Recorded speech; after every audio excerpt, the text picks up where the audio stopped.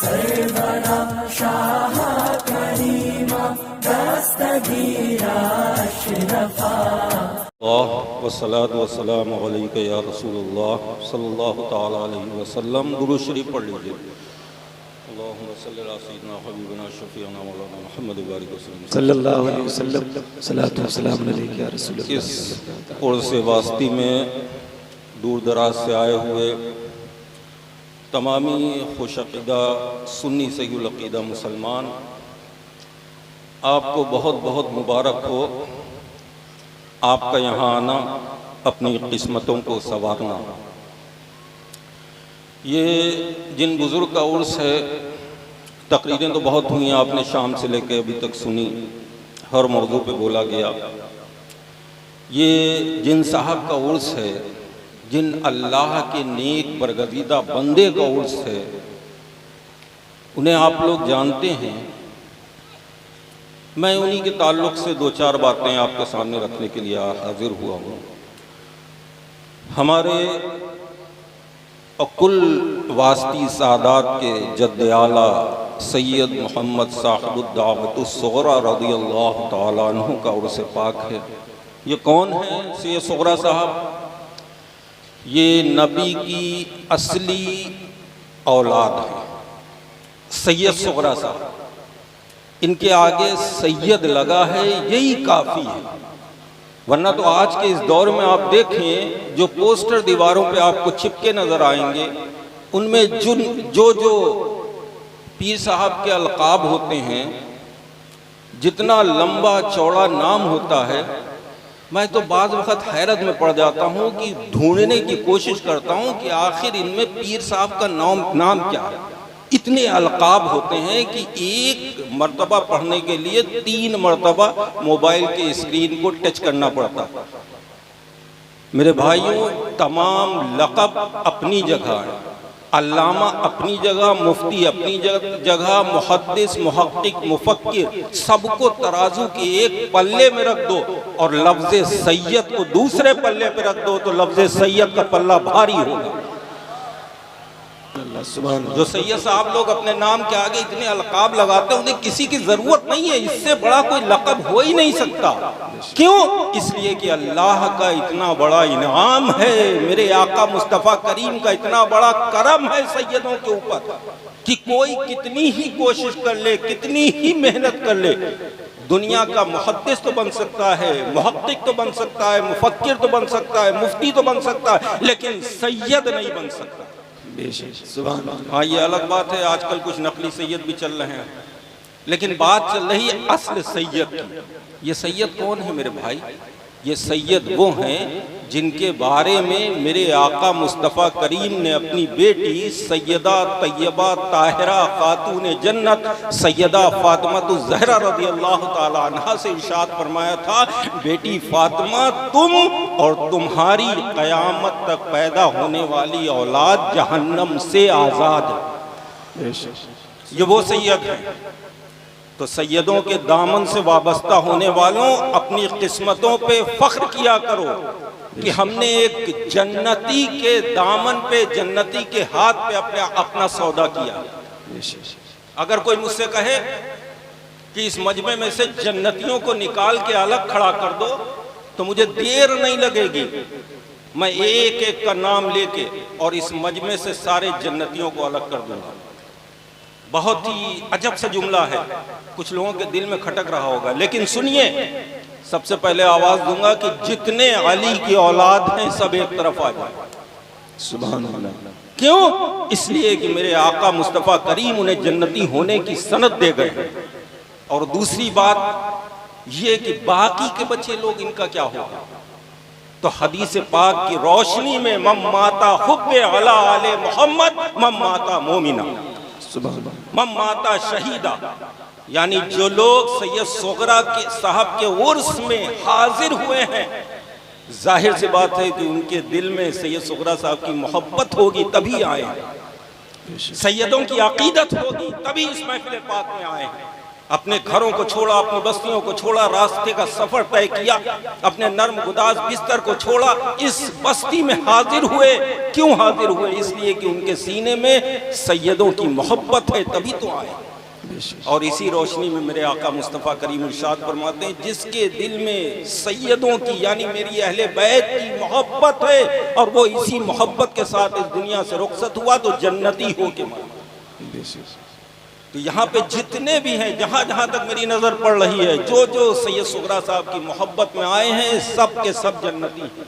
मेरे भाइयों, ये सैयदों को पैगाम, ये इतना करम मेरे आका ने, जहाँ एक तरफ सैयदों पर अपनी मेहरबानियाँ अता की हैं, वहीं सैयदों को बहुत बड़ा काम भी मेरे आका मुस्तफ़ा करीम ने दिया।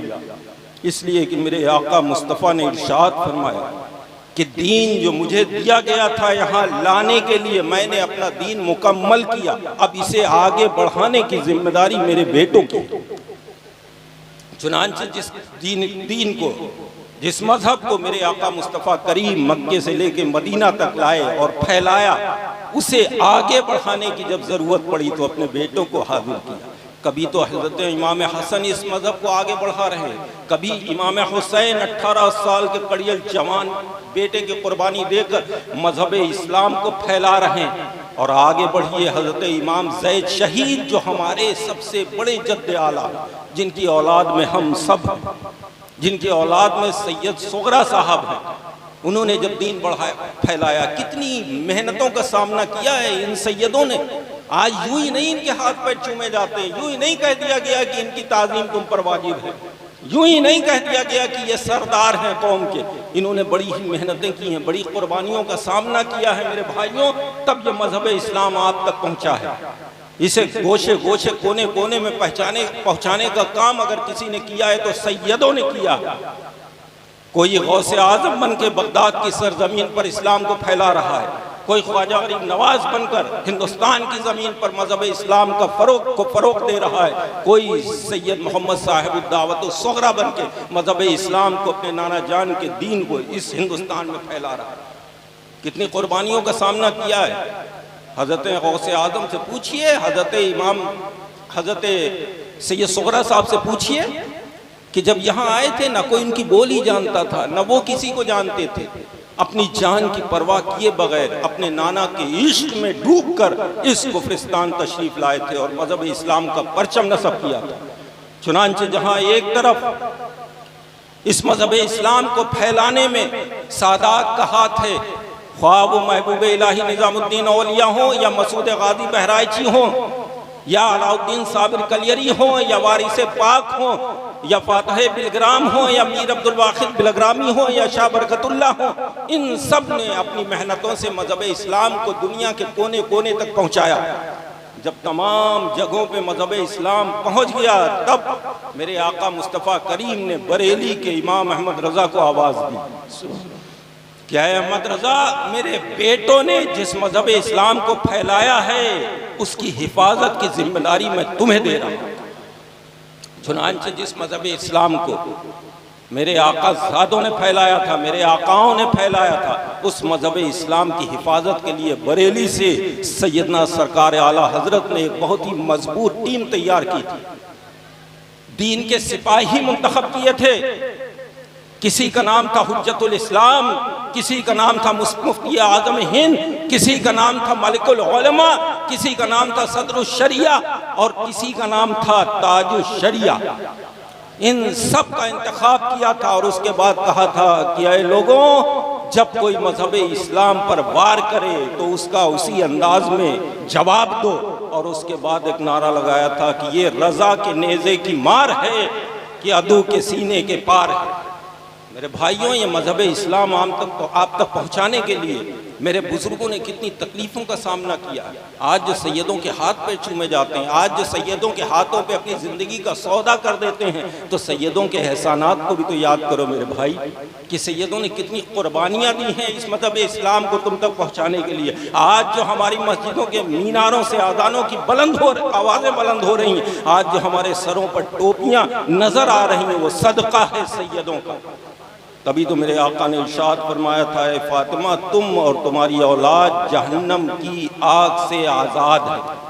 और जाहिर सी बात है, दो ही चीज़ें हैं, एक दोज़ख है, एक जन्नत है। जब जहन्नम से आज़ाद कर दिया तो जन्नत में तो जाना है। तो यहाँ पर जितने हैं सब जन्नती हैं, लेकिन मेरे भाइयों साथ ही साथ जन्नत में जाने का रास्ता बहुत कठिन है।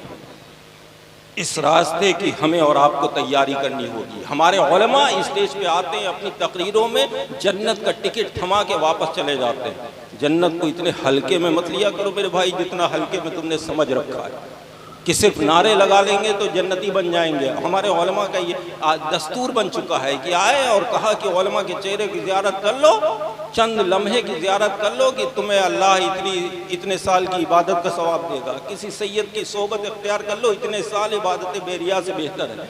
अपने माँ बाप के चेहरे को देख लो, एक हज मकबूल का सवाब मिल जाएगा। मेरे भाइयों ये सब है, बेशक है, लेकिन किसके लिए है? जो फराइज वाजिबात सुनन की पाबंदी करता है उसके लिए ये सब इनामात हैं। ये नहीं कि आप सिर्फ जलसे में आ गए, आपने उलमा को देख लिया, सैयद साहब को देख लिया, उसके बाद अपने घर को गए, अब हमें 70 साल तक नमाज पढ़ने की, इबादत करने की माज़अल्लाह ज़रूरत नहीं, इसलिए कि 70 साल की तो इबादत हमने कर ही ली। नहीं मेरे भाइयों, हमारे खुसूसियत के साथ, वक्त नहीं है जो लंबी चौड़ी गुफ्तगू आपके साथ की जाए, बस सिर्फ एक पैगाम, ऐ लोगों अपनी मस्जिद के इमामों की इज्जत करो। इसलिए कि इस दौर में जलसों से कोई काम नहीं चल रहा, इस दौर में तकरीरों से कोई काम नहीं चल रहा। जो हमारे मुआशरे में बिखराव पैदा हुआ है, अगर उसे कोई संवार सकता है तो मस्जिद का इमाम संवार सकता है।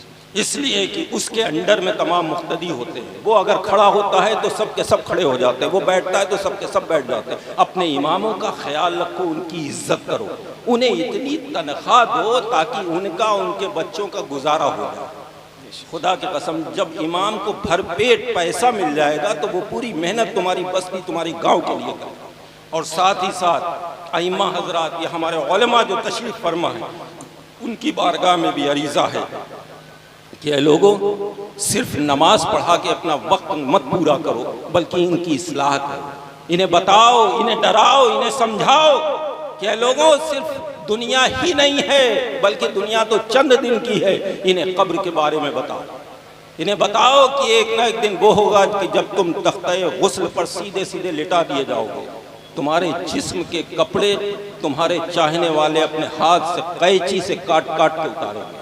वो कब्र की खौफनाक अंधेरी जहाँ तुम्हारे कोई काम ना आएगा, वहाँ अगर कोई चीज़ काम आएगी तो नमाजें तुम्हारे काम आएंगी, पीरो मुर्शिद का दामन तुम्हारे काम आएगा। इसलिए कि तीसरा सवाल अकीदे के ताल्लुक से होगा, और ये रोज़े तुम्हारे काम आएंगे। ये जो तुम दुनिया में तकवा कर रहे हो, जो परहेजगारी अख्तियार की हो, वही तुम्हारे काम आएगा। इन्हें पुल सिरात के रास्ते से डराया करो, इन्हें समझाया करो कि आज जो तुमने अपने मुआशरे में तरह तरह की खुराफातें पैदा कर रखी हैं, ये कितने दिन की हैं। एक ना एक दिन तुम्हें इस दुनिया से रुखसत होना है, तुम्हारी आंखें बंद होंगी, तुम कब्र में पहुंचोगे, नकीरैन तुमसे सवाल करेंगे। और मेरे आका मुस्तफ़ा करीम का करम देखो, बालाए करम, कि आज दुनिया का ये दस्तूर है, मामूर है कि जब कोई इम्तिहान आता है तो उसके पर्चे जो आने वाले होते हैं, सवालात आने वाले होते हैं, उनकी हिफाजत की जाती है, उन्हें पोशीदा रखा जाता है। लेकिन मेरे आका मुस्तफ़ा करीम ने कब्र में होने वाले सवालों को अया कर दिया, बयान कर दिया कि लोगों तुमसे 3 सवाल होंगे। और कौन सवाल होंगे? ये सवाल होंगे, मन रब्बुका मा दीनुका मा कुंता तक़ूलु फ़ी हाज़ा रजुल, ये सवाल होंगे। तो मेरे भाइयों, इन सवालों की आपको तैयारी करना कि जब आका करीम सल्लल्लाहु ताला अलैहि वसल्लम आपकी कब्र में तशरीफ़ लाए तो ऐसा ना हो कि आपको शर्मिंदगी का सामना करना पड़े। तो आए हमारे अइम्माए मसाजिद, आए हमारे उलमाए किराम, सिर्फ फर्जी जन्नत का टिकट मत बांटा करें, बल्कि इन्हें नसीहत किया करें। इसलिए कि ये जो कौम आज बिखर रही है, जिसमें बिखराव पैदा हो रहा है, पस्ती की तरफ जा रही है, गुर्बत की तरफ जा रही है, उसकी वजह यही है कि हमारे हाथ से धीरे धीरे दीन का दामन छूट रहा है। आज हमारे माशरे में क्या हो रहा है, रोज़ एक नई खबर सामने आती है। अभी आपने 2-3 दिन पहले देखा होगा संबल वाला वाक़या, खुदा की कसम देख के सुन के सर शर्म से नीचे झुक गया। ये हो गया हमारी कौम की लड़कियों। ये कौन है? ये कनीज़े फातिमा, ये खातून जन्नत की खादमाएं। आज न जाने कितनी लड़कियां मुर्तद हो रही हैं, किधर किसी की कोई फिक्र नहीं है। क्यों मेरे भाई? उसकी वजह यह है लड़कियों की गलती नहीं, अगर गलती है तो आपकी है, हमारी है, इसलिए कि हमने शादियों को इतना कठिन बना रखा है। अपनी शादियों को हल्का करो, आसान करो। बड़े बड़े उलमा तकरीर करते हैं जहेज के खिलाफ, लेकिन अफसोस इस बात का कि वो भी अपने बेटे की शादी में बड़ी से बड़ी गाड़ी पसंद करते हैं।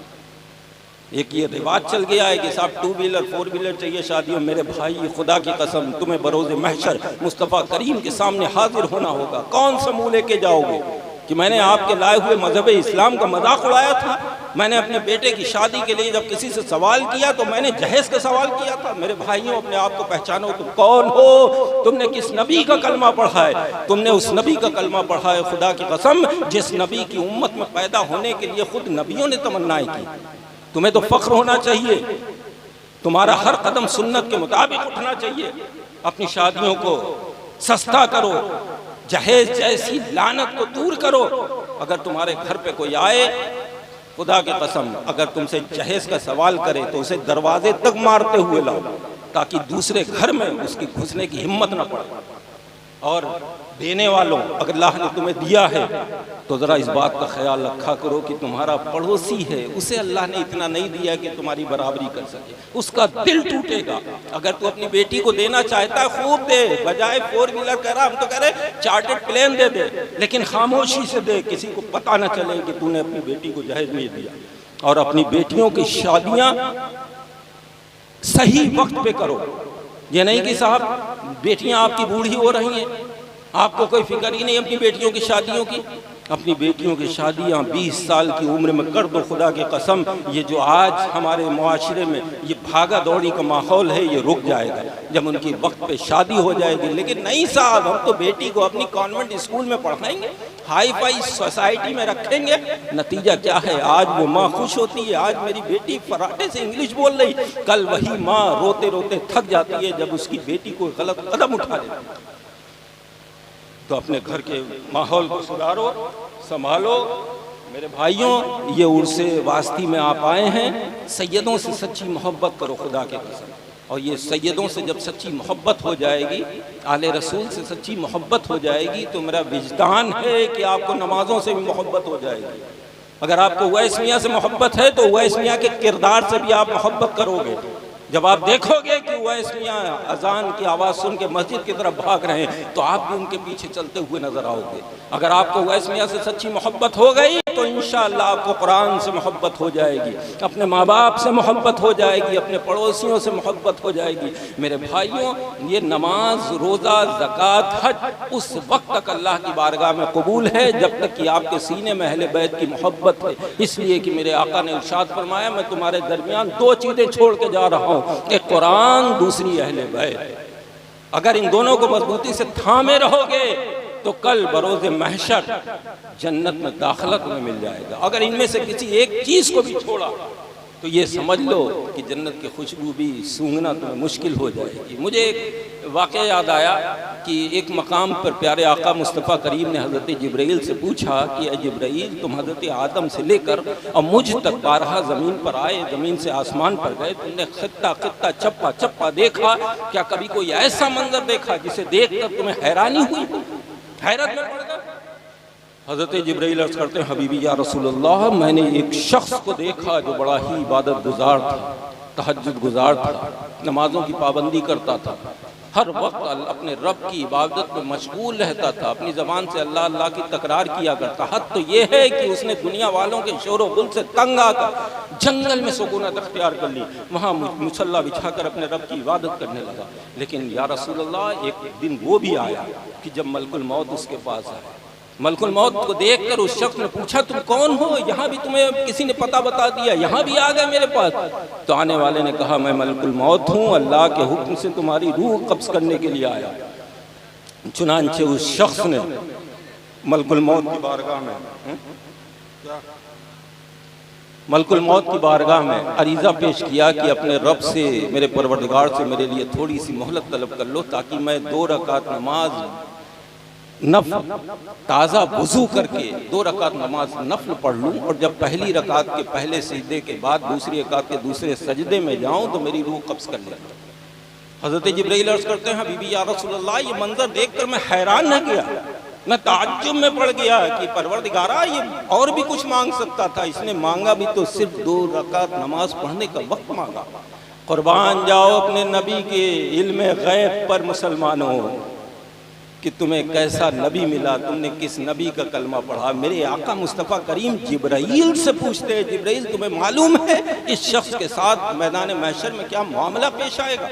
हज़रत जिब्राइल अर्ज़ करते हैं, हबीबी या रसूल अल्लाह, ये तो अल्लाह और उसका रसूल ही बेहतर जान सकता है। मेरे आका इरशाद फरमाते हैं, जिब्राइल सुनो, जब मैदान महशर सजा होगा, नफसी नफसी का आलम होगा, जन्नती जन्नत में जा रहे होंगे, जहन्नमियों को लोग घसीट घसीट के दोज़ख में डाल रहे होंगे, इसी बंदे के बारे में अल्लाह तबारक व तआला इरशाद फरमाएगा कि ऐ फरिश्तों, मेरी रहमत के सदक़े मेरे इस बंदे को जन्नत में ले जाओ। चुनांचे ये बंदा अकड़ जाएगा, अर्ज करेगा, परवरदिगारा मैंने सारी जिंदगी तेरी इबादत की, मैंने कभी कोई नमाज नहीं छोड़ी, कभी कोई सजदा नहीं कज़ा किया, मैंने कोई रोज़ा नहीं छोड़ा, मैं हर वक्त अल्लाह अल्लाह किया करता था, मेरी नेकियां इतनी हैं कि मैं अपनी नेकियों के एवज़ जन्नत में जाना चाहता हूँ।